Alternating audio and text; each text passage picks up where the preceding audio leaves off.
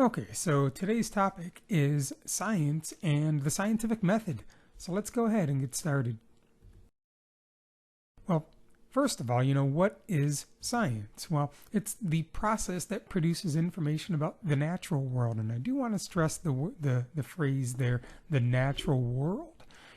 Natural phenomenon. So therefore, things like, fortune telling and, reading cards to predict your future is not a science, nor is palm reading. And, you wouldn't know that by driving around the streets of Los Angeles. There's a lot of these businesses in operation, but, none of these are considered scientific. And neither is, zodiac readings, your horoscope and trying to live your life by astrological signals and symbols. So these, while they might be entertaining to some, are definitely not within the realm of science. They're not observable. They're not testable. So what is then science? Well, number one, we try to be objective. Of course, that's very, very difficult. I mean, we're humans. We are dealing with human flaws, and we all have biases that might inadvertently shape our opinions and our ideas. But the great thing about science is that it is self-correcting, because as we go through the scientific method, science is shared with others, and then if there are biases and flaws in an idea, they are hopefully identified by others and scrutinized, and therefore then self-corrected. Science is repeatable. I mean, if you're doing an experiment and you have this outrageous claim that your product, changes the world in some revolutionary way, that has to be repeatable and, therefore live up to the scrutiny of science. So tools and skills that we use in science. Number one is simply direct observation. In the picture here, we have some folks doing simple microscope observations and observing the microscopic world. Well, here we have a couple people making a telescope observation, looking through a telescope and observing something in the nighttime sky. And this observation is, again, information that is about the natural world. Well, also we can do robotic observations. In 1977, NASA launched Voyager 1, Voyager 2. These probes have been floating around in the solar system and now beyond the solar system since the late 1970s, observing, measuring, and sending information back to NASA here for observations. And another, kind of maybe a tall tale perhaps, that boink, Isaac Newton gets bonked on the head with a falling apple, and therefore, as a young lad, that helped him uncover the secrets of gravity. Did that tall tale actually happen? I don't know if we have a good answer to that, but again, an observation of falling objects leading to great leaps of discovery here.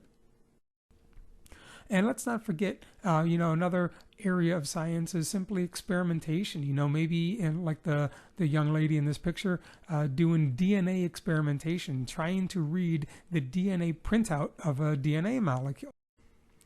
A kind of a famous experiment done in 1928, Frederick Griffith, taught us that bacteria can actually transfer genetic information. Now watch what he did. He injected these mice with a harmless bacteria, and to no surprise, the mice survived. Then he took a deadly strain of the bacteria, injected it into the mice, and to no surprise, the mice died.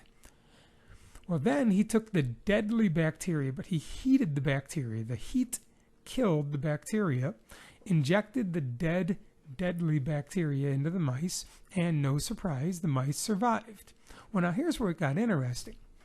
He took the harmless bacteria that were very much alive and mixed them with the deadly bacteria, the heated bacteria. And by doing such, he was expecting the mice to survive, however they died. So in this experiment, he learned that bacteria can transfer genetic information from one to another. Turns out the harmless bacteria was transformed into a deadly version of bacteria because the harmless bacteria picked up pieces of DNA from the deadly bacteria. Kind of an interesting little experiment where we learned a good deal amount of information.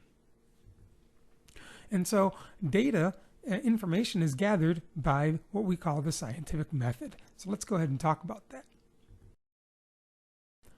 So the scientific method, the series of steps to collect information and solve problems. Well, it begins with identifying a problem or making an observation, asking a question, something that is you're curious about and you're wondering the solution.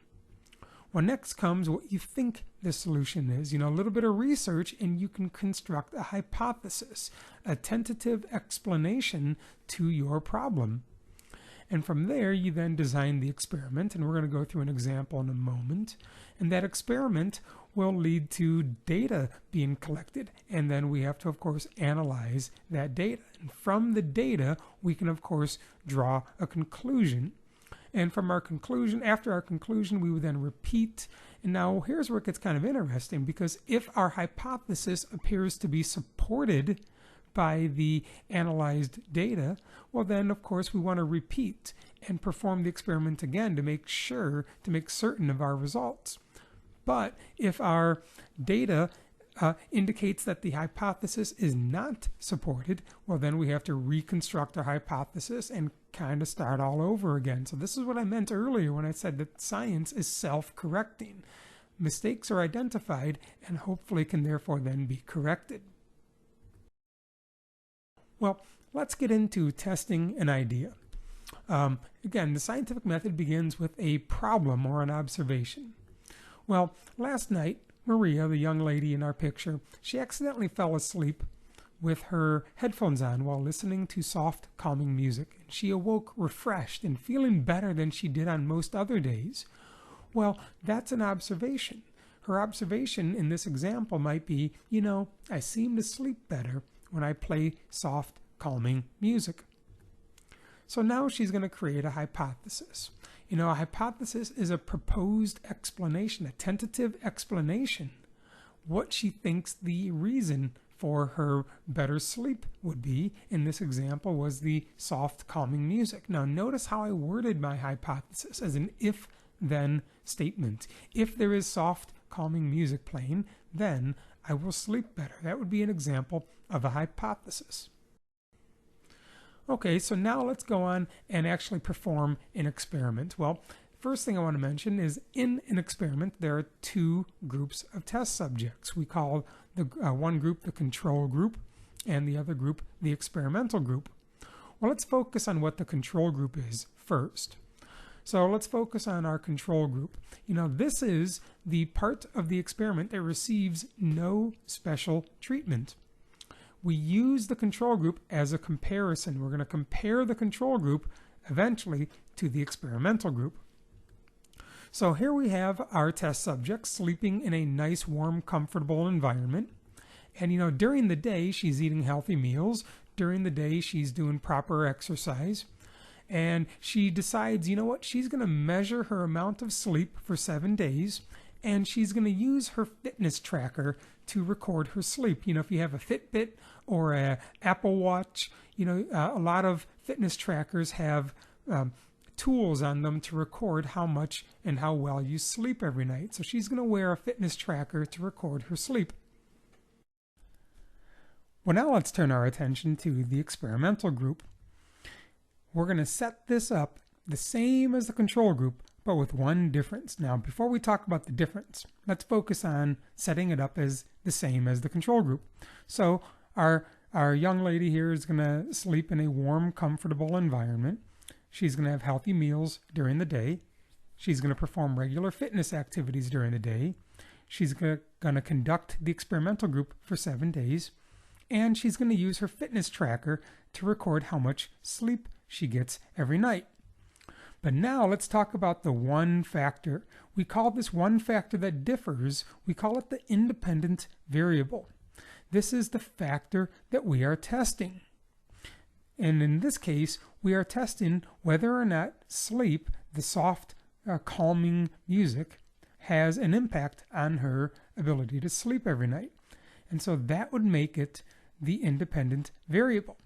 So the independent variable is the one factor that differs between the control group and the experimental group.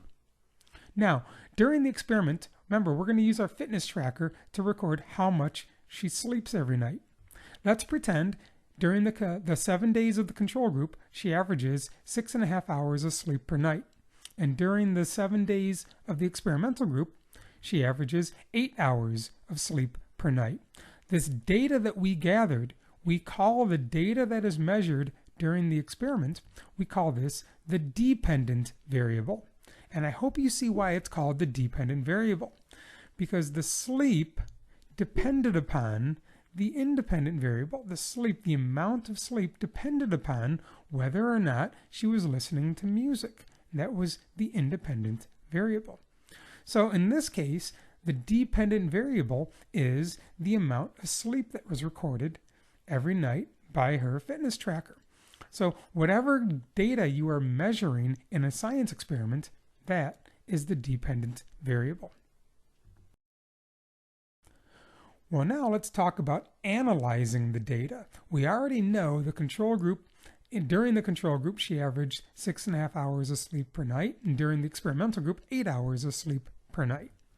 So data from the control group is going to be compared to the experimental group, and we can do that often by making tables and graphs.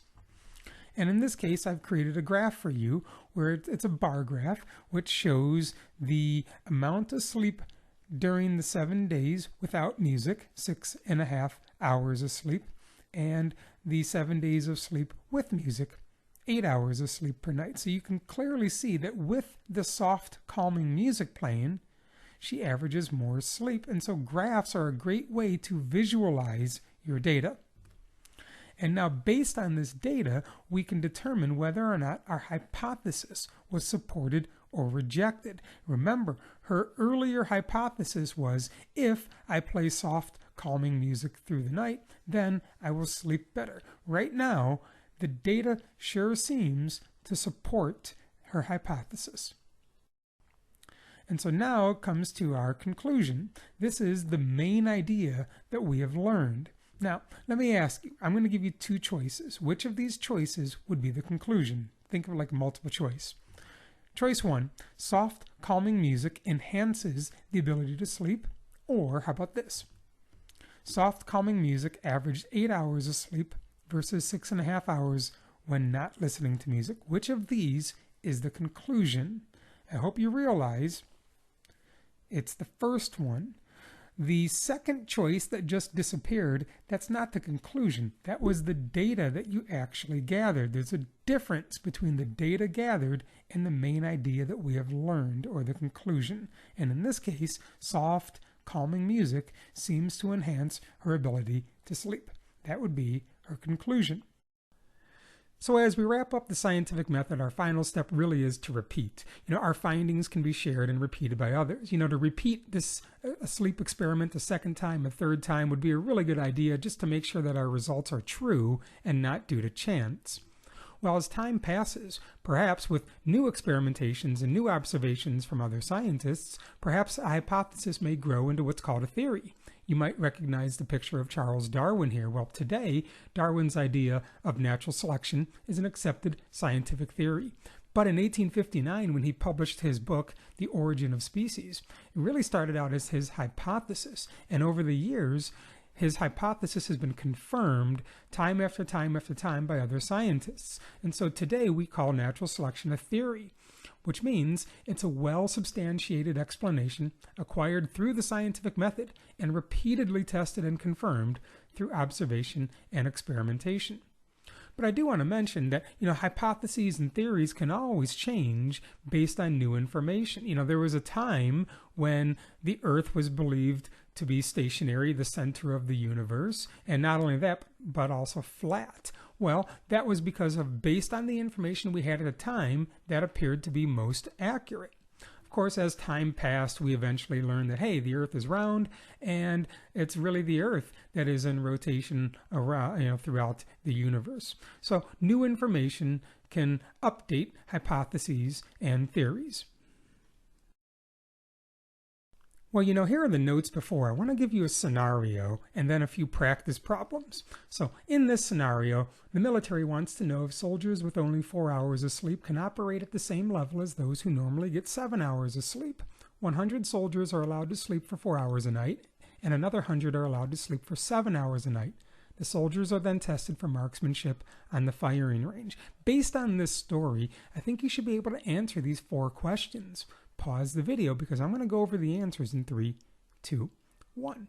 So first of all, name the control group in this experiment. Well, those are the soldiers with 7 hours of sleep because the control group is the group that receives no special treatment. And to get 7 hours of sleep is the normal situation. The next part, name the experimental group. Well, those are the soldiers that receive 4 hours of sleep because we're manipulating this experimental group. Name the independent variable. Well, that would be the amount of sleep. The definition of the independent variable, it's the factor that we are testing. We are testing 7 hours of sleep versus 4 hours of sleep. And then name the dependent variable. Well, that would be their score on the firing range, their marksmanship, because we can measure that. And the data that is gathered is the dependent variable. Let's do another one of these practice scenarios. Okay, here's another scenario. A farmer wants to test the new fertilizer for his crops. He sections off 2 large areas of his field, and in section A, he waters his crops as usual and uses his normal fertilizer called Grow Right. In section B, he waters his crops as usual, but adds Evergrow fertilizer. After 1 growing season, he records the growth of the crops. Based on this story, I think you should be able to answer these 4 questions. Answer the questions, and I'm going to and pause the video because I'm going to go over the answers now in 3, 2, 1. So name the control group. Well, I hope you said that's section A, because again, the control group is the part of the experiment that receives no special treatment. Section A gets water as usual and the normal fertilizer. Name the experimental group. Well, that's section B. We are manipulating the factors of section B by giving them a new fertilizer. Number 3, name the independent variable. Well, that would be the type of fertilizer. Again, the independent variable is the factor we are testing, and we're testing the type of fertilizer. And then name the dependent variable. What are we actually measuring? The growth of the crops. Let's do another scenario. Here we have a student, and he wants to know if his new study method is more successful than his traditional study method. So for 1 month, he studies for his classes using his traditional study method. And the next month, he studies for his classes using his new study method. And at the end, he compares his grades. Well, here are the 4 questions. Pause the video. Try to answer these. I'm going to go over the answers in 3, 2, 1. So name the control group. I hope you said, well, that's the 1 month of traditional studying. Name the experimental group. Well, that's the 1 month of this new experimental study method, whatever it may be. Name the independent variable. Well, that's the study method. And name the dependent variable. The data being gathered is the grades. 1 more of these practice problems. Okay, in this final scenario, the city of Los Angeles wants to know if there is a connection between physical fitness and air pollution. In Group A, the volunteers ride a stationary bike for 1 hour in a pollution-free air chamber. In Group B, the volunteers ride a stationary bike for 1 hour in a chamber filled with air pollutants common to Los Angeles, and their heart rates are monitored throughout the rides. Well, here are the 4 questions. Pause the video, try to answer them. I'm going to go over the answers in 3, 2, 1. So name the control group. I hope you said, hey, that's Group B, because again, the control group receives no special treatment. Group B, they are riding a bike in the chamber filled with air pollutants common to Los Angeles. Name the experimental group now. I hope you said that's Group A, because we're manipulating this group. We're removing all the air pollution whatsoever, and so we're manipulating Group A. Name the independent variable. Well, that would be the quality of the air. And what about the dependent variable? That would be their heart rates. So I hope you get the idea of how these scenarios work. Well, let me pose this question to you. Would it be fair to do this? Remember our sleep experiment. Would it be fair, let's say we have our warm, comfortable environment in the control and experimental group, and remember, in the experimental group, our young lady here is listening to soft, calming music. But during the day, she's doing different exercise programs. During the day, she's eating different meals. She's still going to use her fitness tracker to record her sleep, and she's still going to do this for a total of 7 days. Is this a fair experiment? And let's pretend she averages, again, let's keep the numbers the same. Pretend she averages 6.5 hours of sleep per night in the control group and 8 hours of sleep per night in the experimental group. I hope you realize, no, this is not a fair experiment. This experiment would not be viewed as a valid scientific experiment. And I hope you see why. If I were to ask you, how many independent variables are in this experiment, I hope you realize there's 3. One of them being whether or not she listens to music. A second being the exercise program she performs during the day. And a third being the meals she eats during the day. Well, why is this a big deal? Well, I hope you realize, well, maybe that extra amount of sleep was caused by the calming music. But maybe that extra sleep was caused by the change in exercise habits. But maybe that extra sleep was caused by the change of the eating habits. And maybe that extra sleep was caused by a combination of these factors. And that's the point. We can't narrow it down. A science experiment is supposed to allow you to come to a single conclusion. And in this case, we just can't do that. There's too many possible explanations to explain why she averaged more sleep in the experimental group. This experiment would need to be recreated. Okay, so as I wrap up this video, I want to thank you for watching. Here's a little practice quiz for you to try. And if you're in my class, I'm happy to check your answers before or after school one day. Thanks for watching.